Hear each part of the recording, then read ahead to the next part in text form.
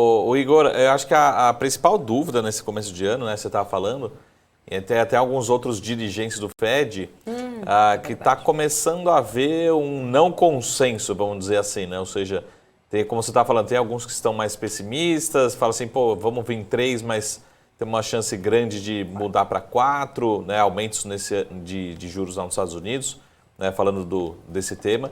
E a pergunta será que quando realmente começar, a gente chegar em março, tiver o aumento, tivermos próximos aumentos, qual que deve ser a reação do mercado? Porque até engraçado foi ontem, né, Paulo, saiu o CPI, saíram os dados de inflação, pô, eles viram um ok, até marginalmente piores, só que acho que o mercado está tão estressado, esperando, não, vai vir ruim, vai vir péssimo, e acabou tendo uma boa notícia, né, assim, só de não piorar pode ser uma boa notícia.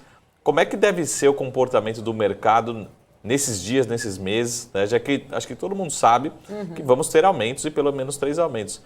Mas o que espera para a Bolsa, para a reação do S&P 500? Porque será que assim é o famoso sobe no fato ou cai no Cai no boato e boato. sobe no fato? Enfim, será que vai ser inverso? Enfim, qual que é a ansiedade do mercado em relação a esse tema? E é um tema incerto por hora, né? Por enquanto, na intensidade, né? Acho que isso reflete muito o que a gente viu aí nas últimas 2 semanas, né? A primeira tem a Uhum. ata, que ela vem um pouco mais hawkish do que era esperado, e o mercado desaba.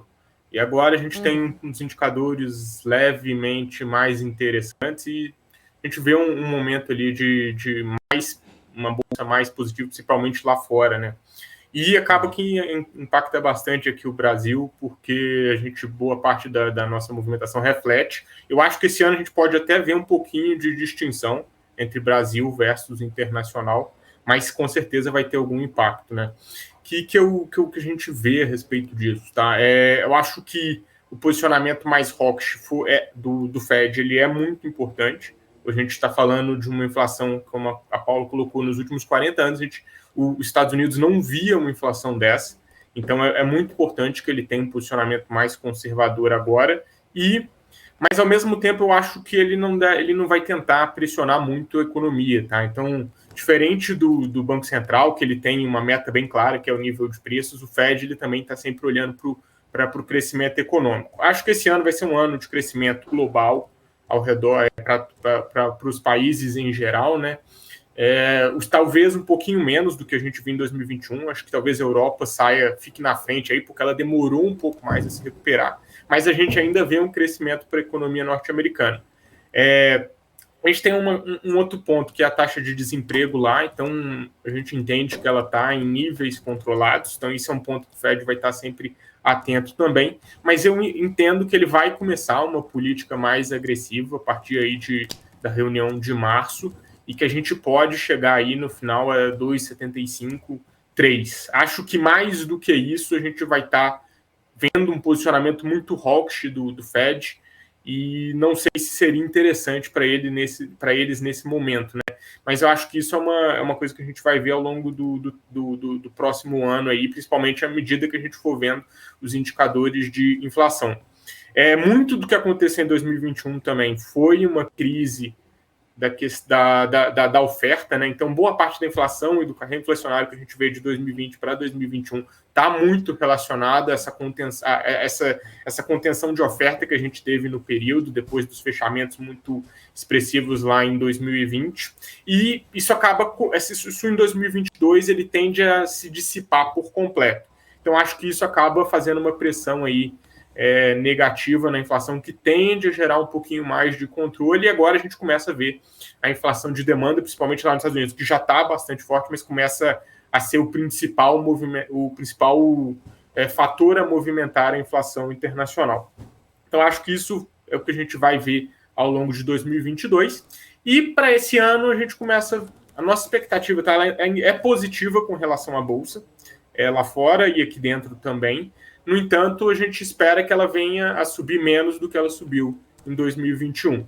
Então, ela ainda segue ali um posicionamento, uma direção, uma tendência positiva, no entanto, aí um pouquinho mais enfraquecida do que a gente viu em 2021.